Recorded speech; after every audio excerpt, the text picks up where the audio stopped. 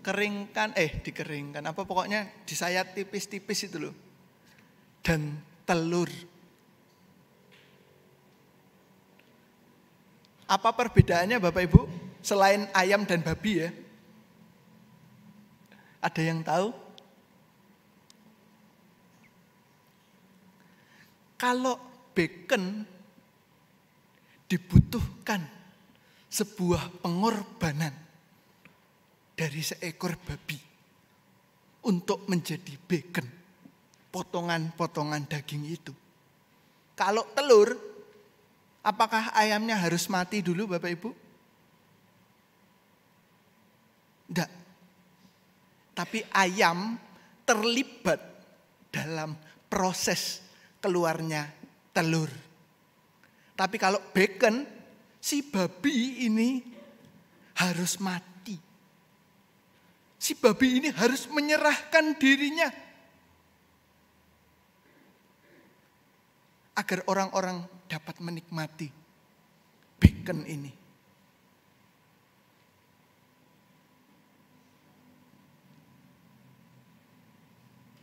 Jangan dipikirkan babi dan ayamnya ya Bapak Ibu.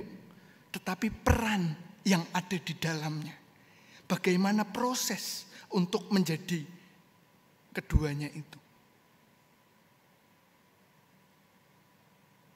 Ketika kita berkomitmen, ketika kita menyerahkan diri kita, itu berbeda dengan kita ketika kita hanya melibatkan diri kita.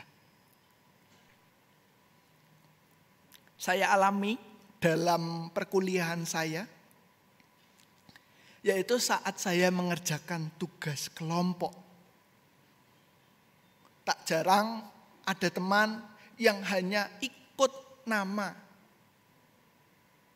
Tentunya beda ya Bapak Ibu dengan teman yang ikut nama dengan yang berkontribusi secara penuh.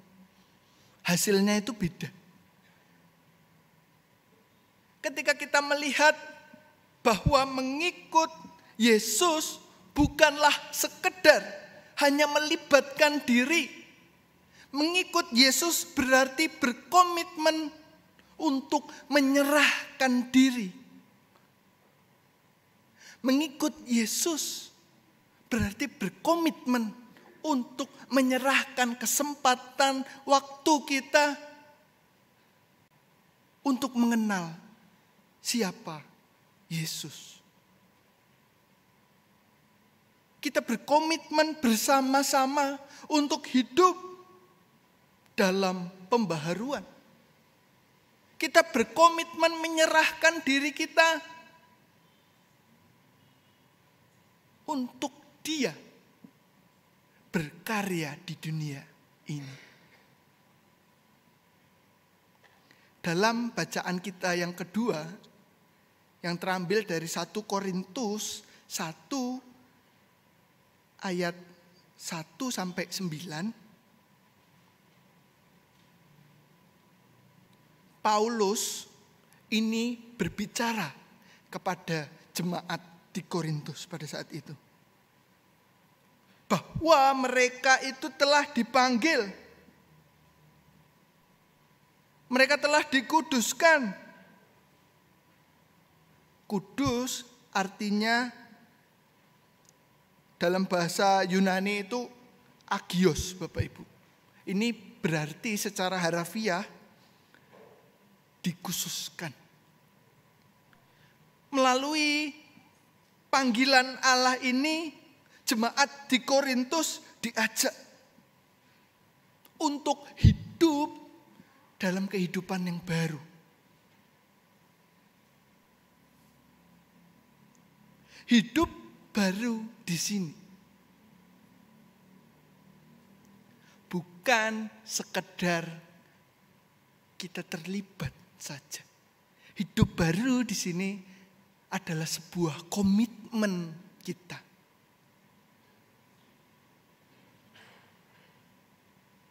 Benar-benar menyerahkan diri kita kepada Yesus. Komitmen kita untuk mendengar. Komitmen kita untuk membuka hati. Komitmen kita untuk mengenal siapa Yesus. Dan apa yang menjadi tujuan Yesus.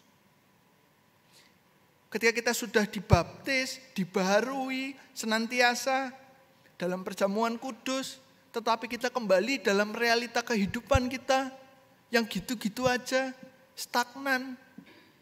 Dan mungkin dalam kondisi-kondisi yang negatif, apakah kita layak disebut mengikut Yesus? Bersama-sama kita hayati apa yang jadi panggilan kita.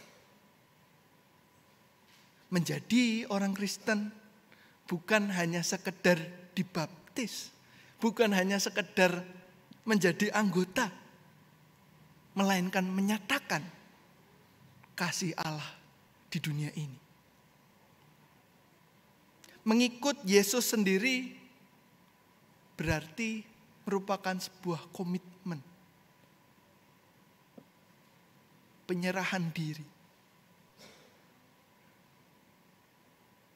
Kita harus mengenal, kita harus mendengar Yesus dalam kehidupan kita sehari-hari. Hendaknya melalui kesediaan kita untuk mendengar, untuk mengenal, penyerahan diri, kita dapat merasakan perjumpaan dengan Allah. Tidak lagi sekedar cerita dari orang-orang di sekeliling kita, melainkan kita sekarang mengalami.